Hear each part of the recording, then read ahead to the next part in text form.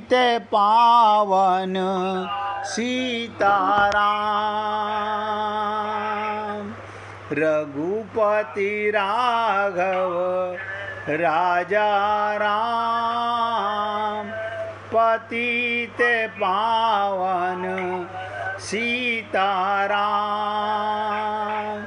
सीताराम, सीताराम, भज प्यारे मन सीताराम, सीताराम,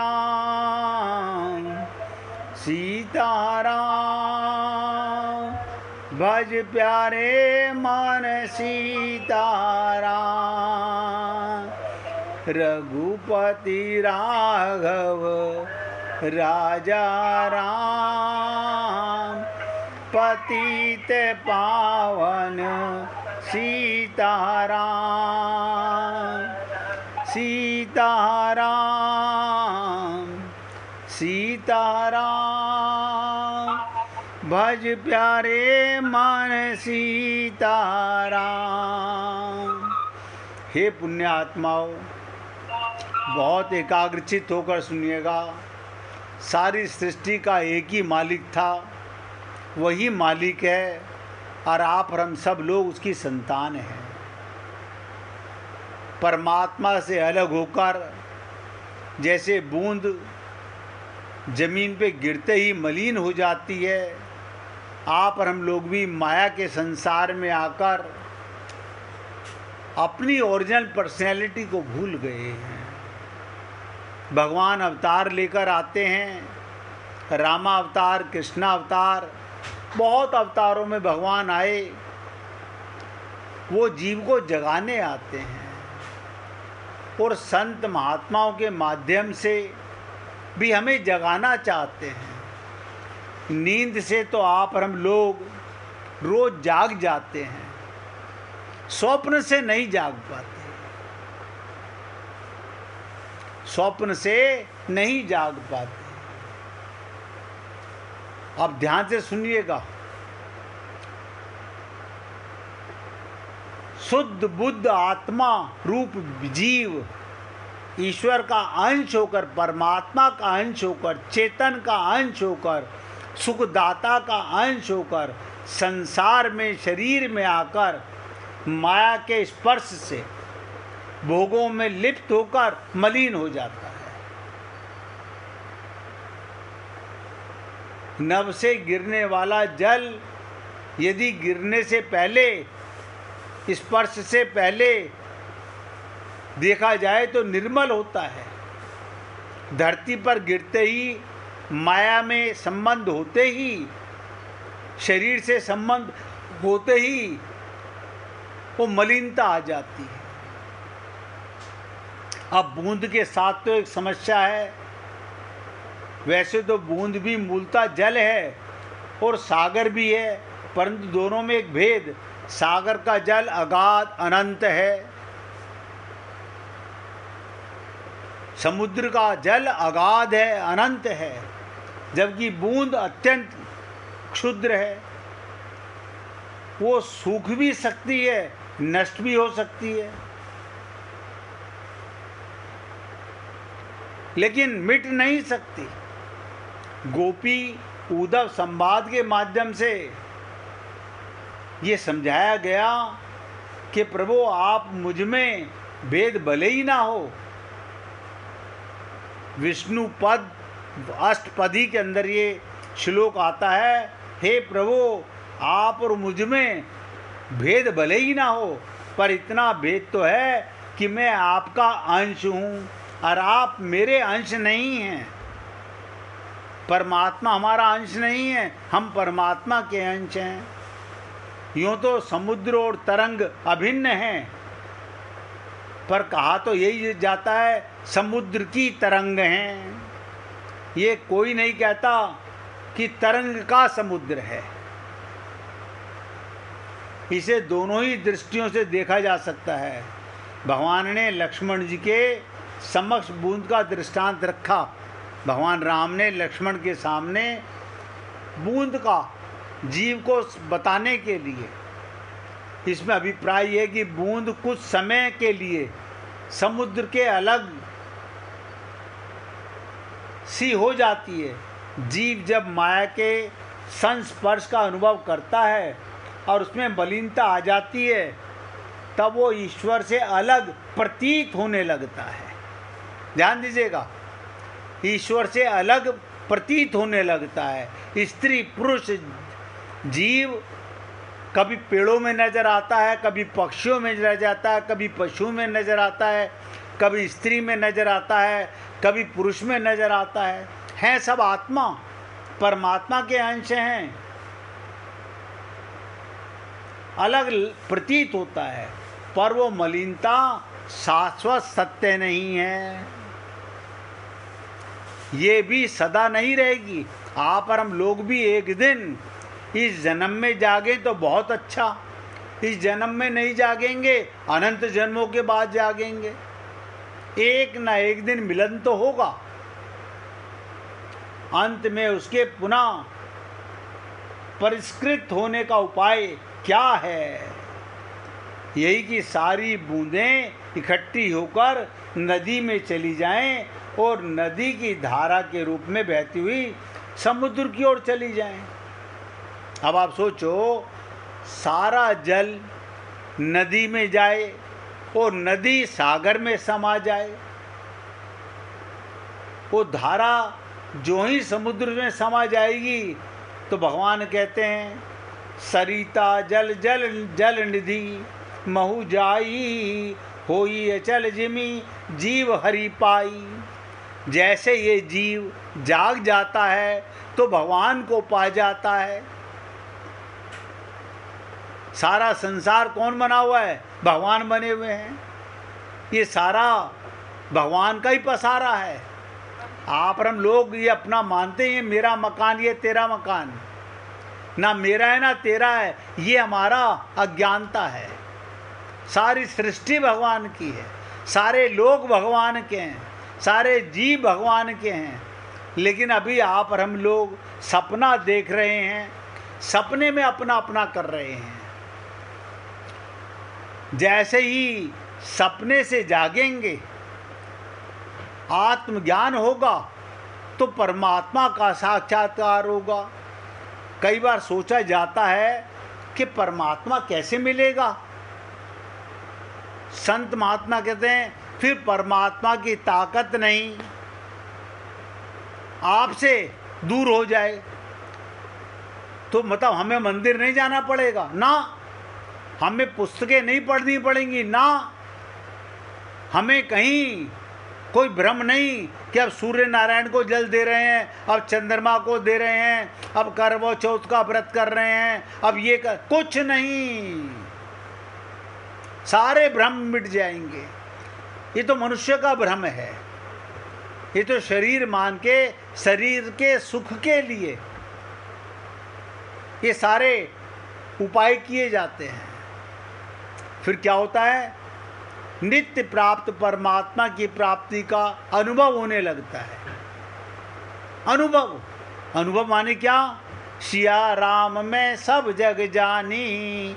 जो कुछ नजर आ रहा है, मेरे प्रभु अब मेरे सामने कबूतर बन के आए हो, अब कौवे बनकर आए हो, आप क्या समझ रहे हो? अब मैं द्वारा सपने में जाने वाला नहीं हूं। एक बार जागा, एक बार आत्मज्ञान हुआ, अनंत जन्मों का पर्दा उतर गया, सपना मर गया, खत्म। नित्य प्राप्त परमात्मा गोपियां, उनसे सीखो। जित देखूं तित श्याममयी है। भाई आंख उनके पास भी हमारी तरह शरीर की थी, हमारे पास भी शरीर की आंख है, वो भी शरीर में रहती थी, हम भी शरीर में रहते हैं। वो भी मकान में रहती थी, हम भी मकान में रहते हैं। वो आत्मा मान के रहती थी, हम शरीर मान कर रहते हैं, हम स्त्री पुरुष मान कर रहते हैं। भाई इतना सा अंतर है। तो लक्ष्मण जी ने क्या पूछा? ईश्वर से अलग प्रतीत होने लगता है, पर मलिनता शाश्वत सत्य नहीं, अंत में उसको पुनः परितृप्त होना पड़ता है। तो क्या उपाय?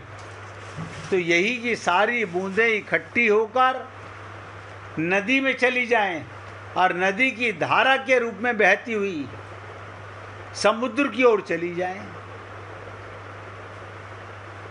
नदी की वो धारा जो ही समुद्र में समा जाएगी, भगवान कहते हैं बस यही जीव और ईश्वर का संबंध है। अब ध्यान से सुनिएगा, बहुत गहरा शास्त्र है। यही जीव और ईश्वर का संबंध है।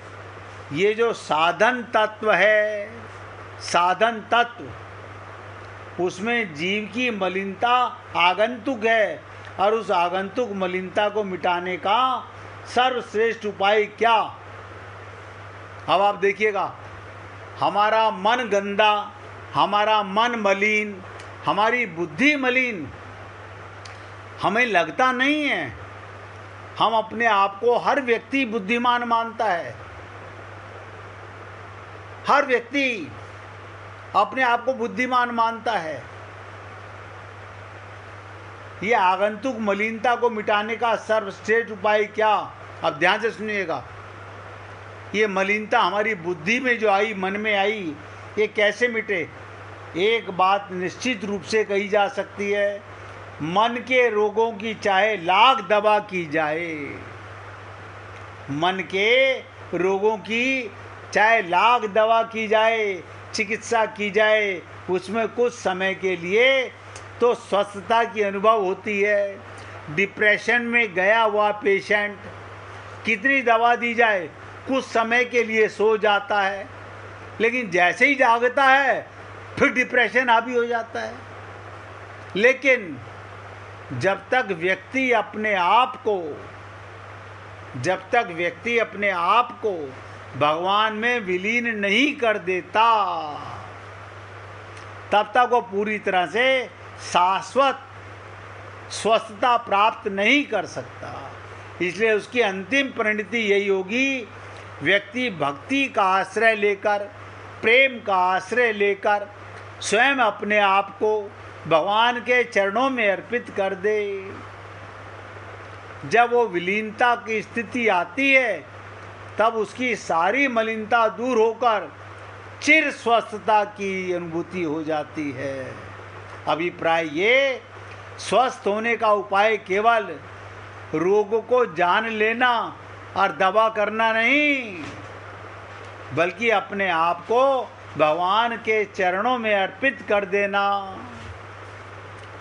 तेरा तुझको अर्पण, मैं तेरा हूँ, अपने आप को सौंप रहा हूँ, अर्पित कर देना स्वस्थ होने का उपाय है।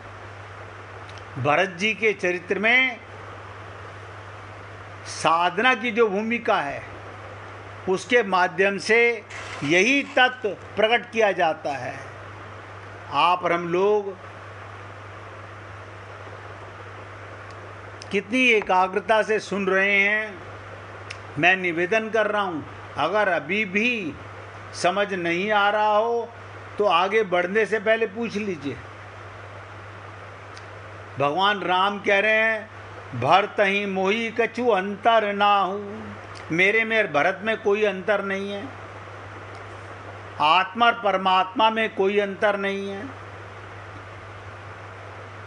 भरत में और मुझ में कोई भेद नहीं, पर भेद बन गया, दिख रहा है। ये अंतर कैसा बन गया? इसका उत्तर कथा के रूप में आता है। कैकेयी के अंतःकरण में भरत और श्री राम में कोई भेद नहीं था। देखो, कैकेयी के अंतःकरण में भरत में और राम में कोई भेद नहीं था। देखकर ऐसा लगता था कैकेयी की भेद बुद्धि है, लेकिन वहाँ पर एक भेद बुद्धि विद्यमान थी। अद्वैत तत्व में भरत और श्री राम को अभिन्नता में द्वैत की दृष्टि करने वाली कौन? वो मंथरा। हम बुद्धि के गुलाम हो जाते हैं। मेरी बुद्धि तो ये कह रही है, हमारी बुद्धि ही मंथरा है, हमारी बुद्धि ही मंथरा है। प्रतीकात्मक रूप से ये मंथरा क्या, इस पर लंबा विश्लेषण हो सकता है। जरा प्रसंग समाप्त हो जाए फिर आपको बताऊंगा। मंथरा भी एक कथा के माध्यम से समझेंगे उसको भी, कि वशिष्ठ जी जब सत्संग करते थे, गुरु थे ना, तो राजा दशरथ, तीनों रानियां और सारे पुत्र चारों सत्संग सुनते थे, प्रजा भी सुनती थी। तो आपके मन में आएगा, क्या मंथरा भी सुनती थी? हाँ, मंथरा भी सुनती थी, लेकिन सब ने वशिष्ठ के सत्संग का अपने अपने विचारों से अर्थ निकाला। सबकी अपनी अपनी बुद्धि है। ऐसे ही आप और हम लोग शरणागत होकर शब्दों को पीना, बुद्धि ना लगाना एक कार्य है, इसे शरणागति कहते हैं। लेकिन मंथरा बुद्धि लगाती है और उसी बुद्धि से कैकेयी का हृदय बदल देती है। ये बुद्धि का ही कमाल है कि आप और हम लोग भगवान को भी छल कपट से ठगना चाहते हैं। हम लोग मंदिर जाते हैं, संत महात्माओं को और सबको ठगने का प्रयत्न करते हैं। इस अद्वैत तत्व में भरत और राम की अभिन्नता में द्वैत की दृष्टि करने वाली कौन? वो मंथरा। ये दो अलग अलग कैसे? आप बताओ। कैकेयी के मन में कोई भेद नहीं था, लेकिन मंथरा ने भेद डाल दिया कि वो कौशल्या का जाया है, भरत जी तेरी कोख से पैदा हुआ है। अब आप बताओ, सारी कोख से आत्मा जन्म लेकर आती है, लेकिन आप और हम लोग, हमारी बुद्धि कहती है नहीं, ये तेरा है, ये तेरे भाई का है, ये तेरी बहन का है। ये कहाँ अंतर आ गया? ये बुद्धि का अंतर है। ये मेरा, ये मेरे भाई का, ये मेरी बहन का अंतर आ गया ना। ये बुद्धि का कमाल है। और अनंत जन्मों से हमारा बुद्धि ने ही सत्यानाश किया है। क्यों? ये हमारी बुद्धि माइक बुद्धि है, दिव्य बुद्धि तो है नहीं, मलिन बुद्धि है, माया की बुद्धि है, स्वार्थ की बुद्धि है, शरीर की बुद्धि है, और इसी की शरणागति करनी पड़ती है। इसलिए सत्संग सुनते हुए मन और बुद्धि का ना लगाना, यही शरणागति होती है। जैसे शब्द सुने उनको यथारूप स्वीकार कर लेना, लेकिन ऐसा होता नहीं है। हर व्यक्ति अपनी तरफ से कुछ ना कुछ, उसकी बुद्धि तुरंत कहती है ऐसे कैसे हो सकता है, क्या हम पागल हैं? हमारी बुद्धि बार बार माया हमारा एग्जाम लेती रहती है। इसलिए प्रतीकात्मक रूप से मंथरा क्या, मैंने कहा ना, इस पर बहुत लंबा विश्लेषण हो सकता है, परंतु एक सूत्र आपको दे देता हूँ, ध्यान से सुनने का। मंथरा आप और हम सबकी बुद्धि को ध्यान से देखो और बहुत एकाग्रता से समझने का प्रयत्न करना। प्रतीकों के संबंध में आप अपने मन में ये निश्चित धारणा बना लीजिए, अलग अलग संदर्भों में प्रतीक के अर्थ बदल जाते हैं। जैसे कभी आपने मुझे ही सुना होगा कि मंथरा लोभ का प्रतीक है। अब किसी अन्य संदर्भ में मैं उसे संशय भी कह सकता हूँ, भेद बुद्धि का प्रतीक भी कहूँ। तो आप चौंकिए मत। यद्यपि मन माने अर्थ लगाना मेरी बात लगती है, पर यदि उसका सूत्र ध्यान में रखो तो समझने में कठिनाई नहीं। प्रतीकों के अर्थ में अलग अलग संदर्भ में किसी प्रकार बदल जाते हैं। इसमें कुछ उदाहरण आपके सामने रख देता हूँ, और उदाहरण भी रामचरितमानस के रख रहा हूँ। रामचरितमानस में भगवान राम, लक्ष्मण तथा सीता जी को तुलसीदास जी प्रतीकात्मक रूप में क्या देखते हैं, वही सूत्र। एक जगह तो वो कहते हैं श्री राम, सीता और लक्ष्मण जी मानो मूर्तिमान ज्ञान हैं, भक्ति और वैराग्य हैं। राम ज्ञान स्वरूप हैं, सीता भक्ति स्वरूप हैं और लक्ष्मण वैराग्य स्वरूप हैं। रामचरितमानस में आपने पढ़ा होगा, उसी के दृष्टांत से समझिएगा। पहले 1 मिनट कीर्तन करेंगे, फिर समझेंगे। हरे कृष्ण